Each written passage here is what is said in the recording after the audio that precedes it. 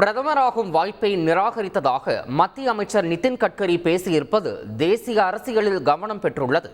மகாராஷ்டிரா மாநிலம் நாக்பூரில் பத்திரிகையாளர்களுக்கு விருது வழங்கும் விழாவில் பேசிய நிதின் கட்கரி சமீபத்தில் நடந்ததை நினைவு கூறுவதாக பேசினார். யாருடைய பெயரையும் குறிப்பிடப் போவது இல்லை என்றவர், எதிர்க்கட்சியை சேர்ந்த நபர் என்னிடம் நீங்கள் பிரதமரானால் உங்களுக்கு ஆதரவு அளிப்போம் என்றார்.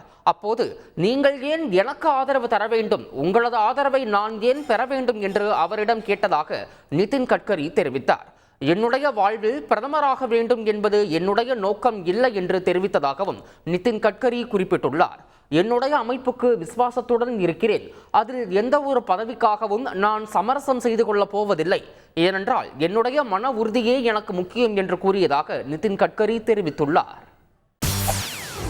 செய்திகளை உடனுக்குடன் தெரிந்து கொள்ள உடனே சப்ஸ்கிரைப் பண்ணுங்க.